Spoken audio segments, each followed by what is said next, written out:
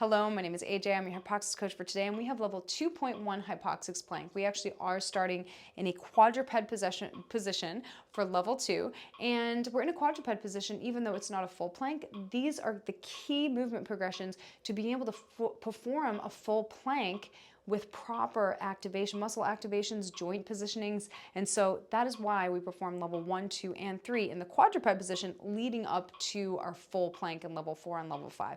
If you're working with a HYPOXiX coach and they've suggested some other breath sets, reps for you based on your assessment, you want to make sure to follow that because that's there to optimize your program. Otherwise, this is a perfect starting place, so let's begin. And we're going to be on our knees. So if you need a yoga mat, something underneath your knees to make this comfortable, please perform that.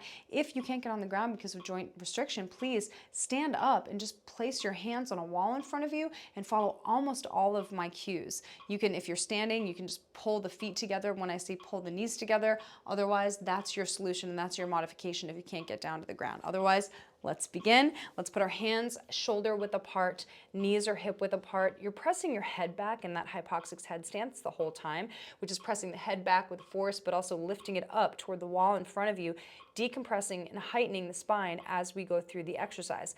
Now, in this position, we're screwing the hands into the ground externally so that if the floor was slippery, those hands would turn out just like that, targeting our shoulder rotator cuff. Additionally, the shoulder blades are pushed apart. You're not sinking down, but you're pushing those blades apart in this position.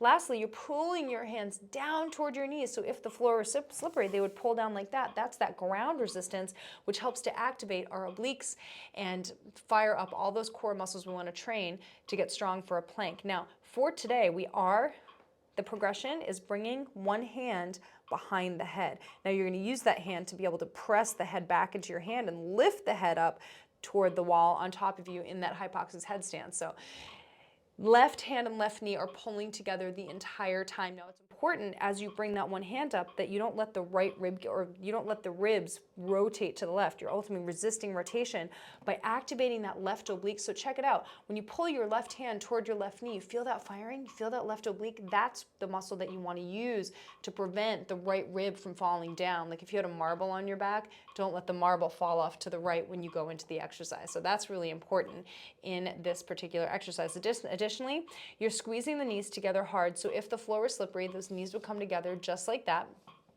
the whole time. So squeezing the knees, left hand, left knee, right hand behind the head. Your eyes are closed the entire time for this one, deepening your connection between your ab ribbon and your breath cycles in your abdomen. Loosen your ab ribbon on the engaged exhale. Tighten it on the engaged inhale. Stay connected with that if this is your first time. Focus mostly on that.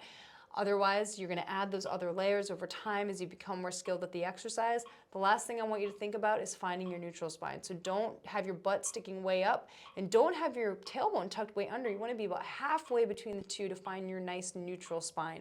And then just stabilize it and don't move in your low back. Use your engaged exhale to stabilize in your low back. So let's practice. Pull the left hand and left knee together. Right hand comes behind the head. Knees are squeezed. Let's take it from our zip up. Inhale. Hiss, 2, 3, 4, 5. Inhale 1. Inhale 2.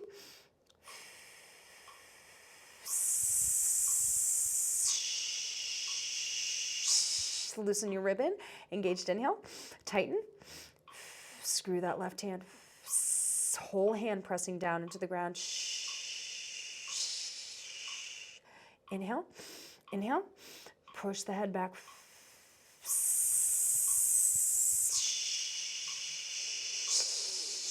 Loosen the ribbon. Inhale. Inhale.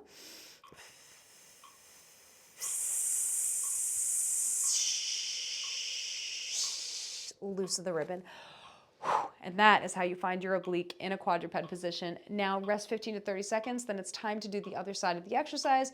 You can either rewind the video 60 seconds so we can perform that exercise together on the other side, or you can stop the video here if you're no longer a beginner and just stay true to that tempo, frequency, intensity, and duration of your breathography breath cycles. You may choose to put a metronome on your phone at 60 beats per minute to stay true to that 2-second inhale and that long 8-second exhale, always loosening your ab ribbon with your engaged exhale.